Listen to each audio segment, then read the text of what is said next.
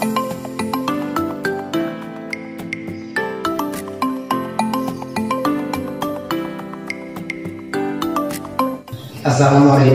warahmatullahi wabarakatuh.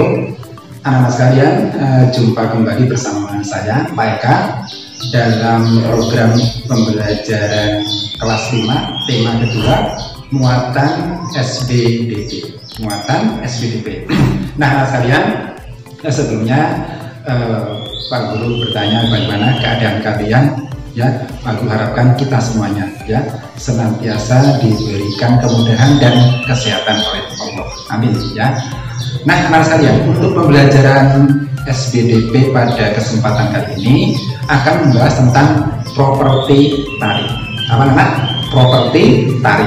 Nah, apa yang akan kita bahas? Yang akan kita bahas itu ada yang pertama nanti pengertian dari properti tari. Apa sih properti tari itu?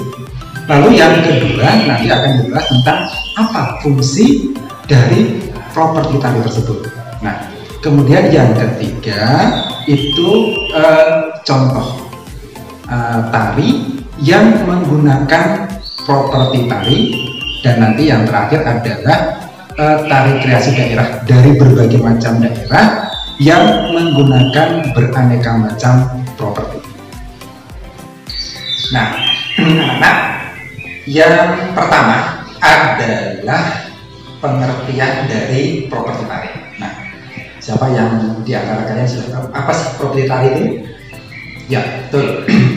Properti tari adalah semua alat, semua perlengkapan yang menunjang, yang mendukung suatu pementasan tari. Jadi semua alat, ya, semua yang mendukung atau menunjang suatu pementasan tari. Itu pengertian dari properti. Ya, anak-anak, sekarang yang kedua. Kalau tadi yang pertama adalah pengertian properti tari, yang kedua adalah fungsi dari properti tari. Apa sih fungsi dari properti tari? Ya, ada dua, anak. Yang pertama itu untuk menambah keindahan atau estetika dari suatu tarian. Jadi menambah keindahan atau estetika dari suatu tarian. Lalu yang kedua, anak, fungsi dari properti tari itu adalah menyampaikan makna atau tema dari tarian tersebut. Nah, anak-anak, kita perlu tahu yang namanya tarian itu tidak ada dialog dengan penonton, tidak ada interaksi dengan penonton. Ya, bahkan sesama penari itu jarang sekali tarian itu ada dialog.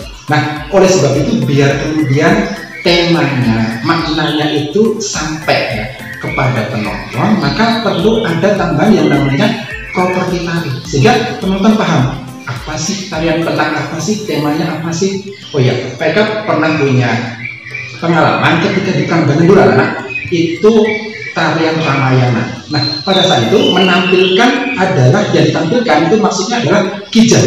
Nah, tetapi kan yang menari adalah manusia.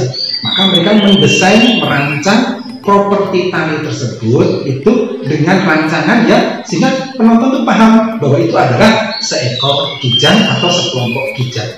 Nah, jadi itu tadi ya dua fungsi dari properti tari.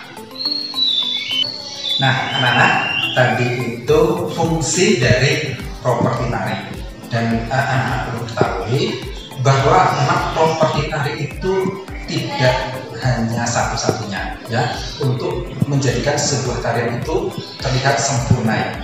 Ada pendukung yang lain, misalnya tata rias, tata lampu, panggung, kemudian alat musik ya. Tetapi memang properti tari ini menempati posisi yang paling berpengaruh untuk menampilkan atau menyampaikan tema kepada penonton. Nah, yang ketiga, anak, sekarang kita masuk kepada contoh ya tarian yang menggunakan properti yang ada di wilayah Nusantara yang memang beraneka ragam. Ya, kita akan nanti menyampaikan beberapa contoh saja. Ya, yang pertama adalah tarian Sekapur Sirih. Tarian Sekapur Sirih yang berasal dari Jambi. ya. Jadi di sana itu ada namanya suku Melayu. Nah, di situ properti utamanya adalah sebuah nampan ya, yang di dalamnya ada beberapa lembar daun sirih. Nah, tari ini adalah tari untuk menyambut para tamu ya.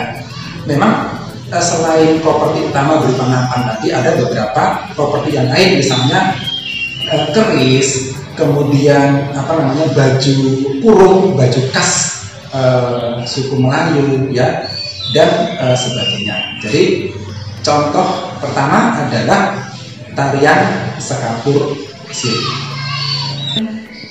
Nah, anak-anak, yang contoh yang kedua yaitu tari serimpi.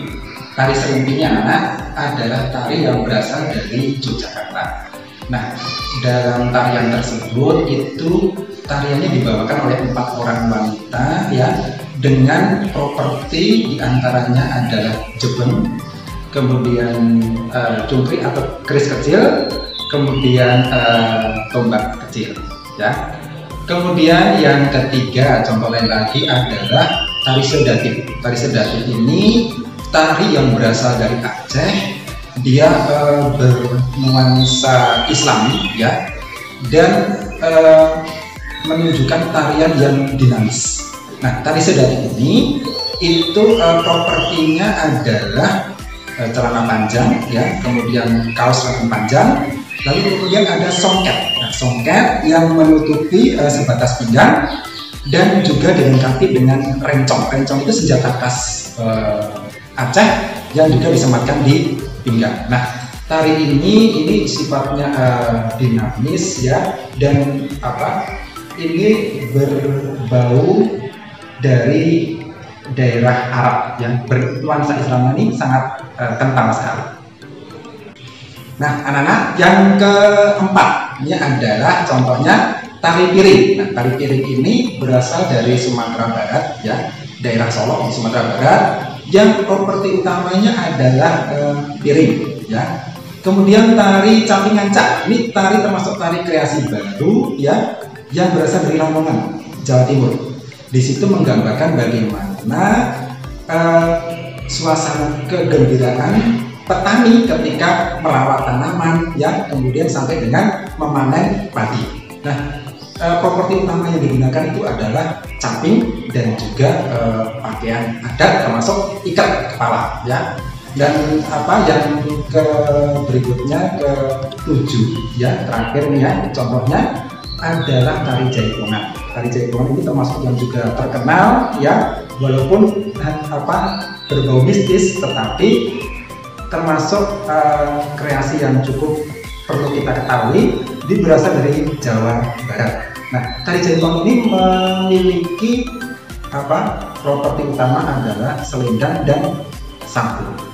Nah, itu anak sekalian ya, berkaitan dengan contoh properti dan tarian kreasi daerah yang ada di wilayah Nusantara ini. Dan dari kesemuanya tadi ini kita bisa memahami bahwa properti ini ingin menampilkan tarian itu lebih indah dan bisa menyampaikan pesan tema kepada penonton, agar kemudian mereka lebih paham tentang karya tari yang disajikan. Anak kalian, itu tadi materi kita pada kesempatan kali ini ya. Pesan Pak Guru yang tetap semangat, juga tetap menjaga kesehatan, dan senantiasa kita juga berdoa agar senantiasa kita diberikan kemudahan dan keselamatan oleh Allah Subhanahu wa Ta'ala. Kurang lebihnya mohon maaf. Pak Guru akhiri, wassalamualaikum warahmatullahi wabarakatuh.